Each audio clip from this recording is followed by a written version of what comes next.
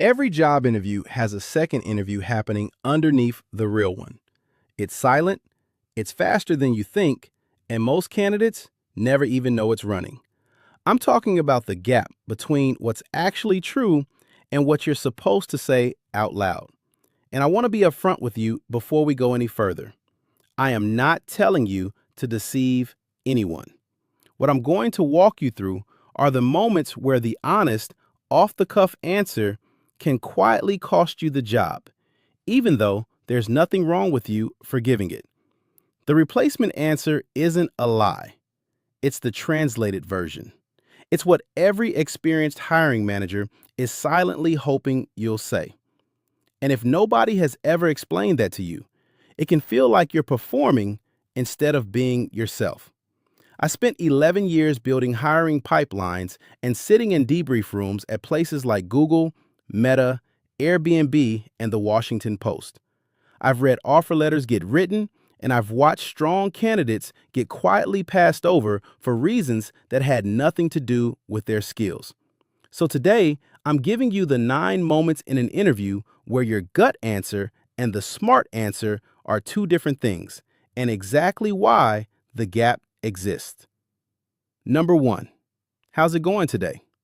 This feels like throwaway small talk, but it's actually the first data point I collect on you.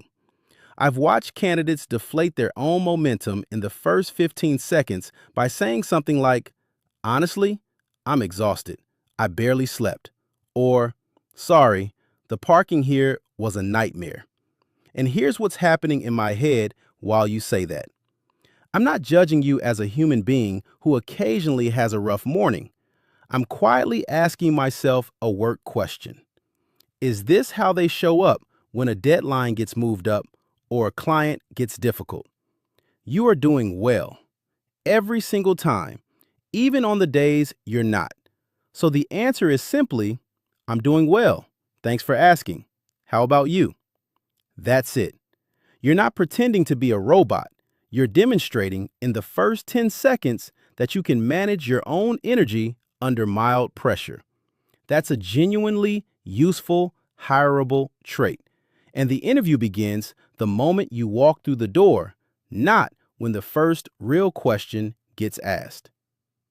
Number 2, why this company specifically? The answer almost everyone defaults to sounds like, "I checked out your website and I really connect with your mission." I'll tell you exactly what that line does for me as a recruiter. Nothing. It tells me you spent 4 minutes on the About page this morning. So flip the entire angle of the question. Instead of explaining what you want to take from the company, explain what you're walking in ready to give it. Try something closer to, "I've grown past what my current role can offer me. And from what I understand about the challenges this team is tackling right now, I think I can help solve them." Then name the actual problem if you know it. You're not auditioning to be picked like a contestant. You're showing up as someone who already has something to trade. Hiring managers feel that shift in posture immediately, and it changes how the rest of the conversation goes. Number 3, where do you picture yourself in 5 years? This question has almost nothing to do with your actual 5-year plan, and we both kind of know that. What we're really trying to figure out is 2 things. Are you going to bail within the first 6 months? And does this role genuinely line up with where you want to go? Or are you going to get restless and become a retention problem? Which is exactly why you never answer with, "Probably going back to school," or "Hopefully running my own thing by then," or "Ideally in some kind of leadership role somewhere." That word "somewhere" tells me you don't mean here. Even if every one of those things is your real plan, this isn't the room to say it in. What we need to hear instead is something like, "I see myself growing into a real expert in this space and becoming someone this team relies on.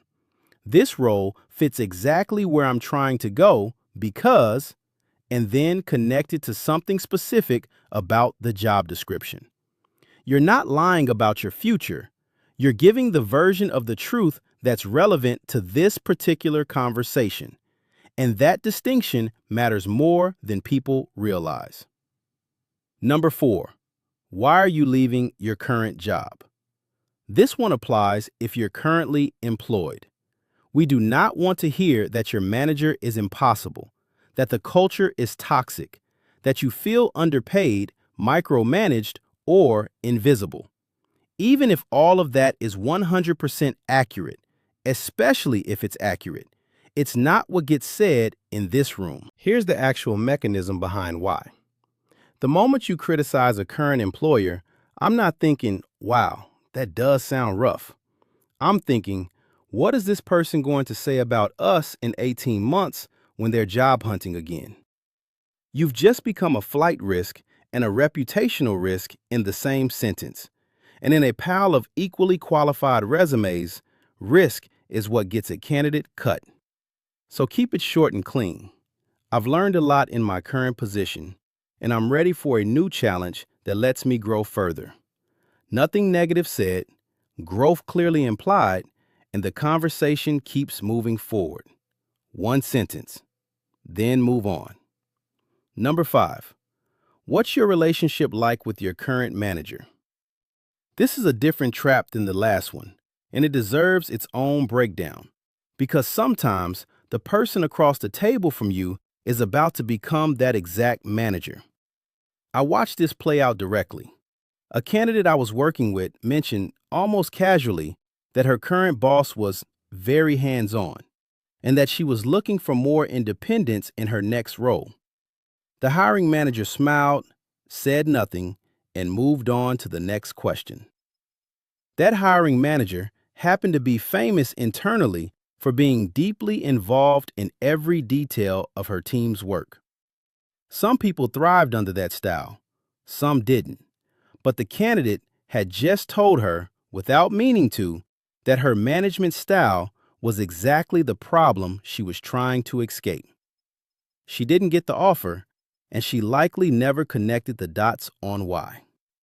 Say nothing negative about a current manager, a current team, or leadership in general, ever, because you don't know who's sitting across from you or who they're close with. This isn't about dishonesty. It's about not handing a stranger a reason to say no. So instead of, he's a micromanager, you'd say something like, my manager has given our team a lot of structure to work within, and I've picked up a strong process mindset because of it. As I've grown, I've started anticipating next steps on my own, and I'm excited to bring that same initiative to a new team. Number 6, tell me about yourself outside of work. People treat this as filler, and that's exactly the mistake. I once interviewed a candidate for an operations role who mentioned, almost as an afterthought, that she spent weekends rebuilding old film cameras. It had zero overlap with the job, but that single detail made her unforgettable. It signaled patience, mechanical curiosity, and a willingness to sit with something difficult until it worked. The hiring team brought her up by name 3 separate times during the debrief, and that detail was the reason. On the flip side, I've had plenty of candidates tell me their main hobbies are watching shows and hanging out with friends. Totally normal. Nothing wrong with it, but it gives me zero texture to remember you by, and forgettable is the worst thing you can be in a hiring funnel. You're not reading off a list of activities. You're sketching a picture of who you are when nobody's paying you to be there. And the goal is for the interviewer to think, I'd actually want to grab coffee with this person. So instead of, I like Netflix and going out with friends, try, outside of work, I've gotten pretty serious about home fermentation. I actually keep a small log tracking different batches of kimchi and hot sauce. It's taught me more about patience and troubleshooting than I expected. Number 7, your actual title versus your actual responsibilities. This is where I see talented people sell themselves short more than anywhere else, so listen closely. If you've quietly been doing the work of someone a level above your title, claim that work. If you've been the one steering a project without ever holding the official lead title, say you led it. If your paycheck says coordinator, but your day-to-day looks like manager, describe the manager's job. After reviewing an enormous number of resumes over the years, the single most common mistake I see is talented people underselling their own impact because they're waiting for permission, a promotion, an official title bump, some kind of formal blessing before they'll claim the work as theirs.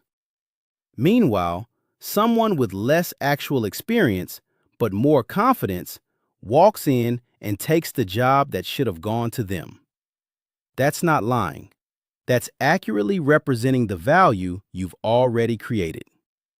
So if your title is marketing coordinator, but you ran the entire spring product launch, you might say, while my official title was marketing coordinator, I owned the spring launch campaign end to end, building the strategy, coordinating design and copywriting, running the A/B tests, and presenting a 22% lift in engagement directly to leadership. Number 8, explaining a gap on your resume. This stresses people out far more than it needs to. And here's the reframe you need. That gap already got you the interview. We saw it before we ever called you, and we called you anyway, which means we already decided internally that it isn't a deal breaker. Your only job now is to not make it feel like one. If you use the time for a certification, a course, or volunteer work, talk about what you took away from it and how it applies here. If you were laid off, just say there were layoffs. Plainly. It happens constantly, and most interviewers have either lived through one themselves or watched a friend go through it. If the reason was personal, health-related, caregiving, anything in that category, you can simply say, I stepped away for personal reasons, and now I'm fully ready to come back. In most places, employers legally can't push you for more detail than that, and a good one won't try. What actually shapes my impression is the energy behind the explanation. If you sound apologetic or defensive, I start wondering if something's being hidden. If you sound calm and matter-of-fact, I move straight on to the next question. The gap was never the real issue. How you carry it in the room is. As an example, if you took 8 months off to care for a parent, you might say, I took a deliberate break from my career to handle a family responsibility. During that time, I kept my skills current by finishing a project management certification and taking on a couple of freelance contracts. I'm in a strong position now to come back fully and contribute right away. Number 9, do you have any questions for us? Whatever you do, don't say, no, I think you covered everything. That single line is the fastest way to end an otherwise strong interview on a flat, forgettable note. Here's what it quietly tells me.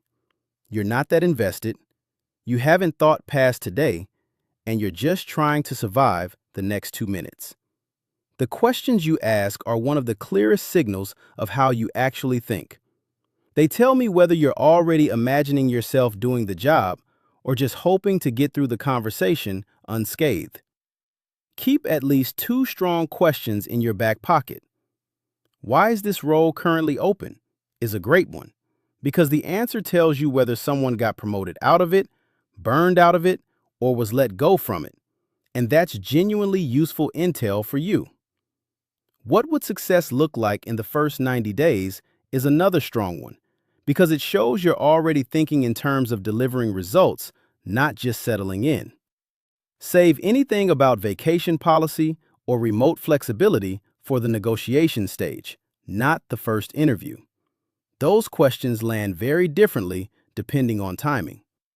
The strongest candidates ask questions that make the interviewer pause and think, oh, that's a sharp question. So instead of saying no, you might ask, you mentioned the team is scaling quickly. Can you walk me through how this role interacts with the teams it'll be working closest with? Or, based on everything we've talked about today, what would you say is the first real challenge whoever takes this role needs to tackle? None of this is about being the most honest person in the interview room. It's about being the most strategic one. Same skills, same experience, same person, just a more deliberate set of answers. If this changed how you'll walk into your next interview, that's exactly what it's here for.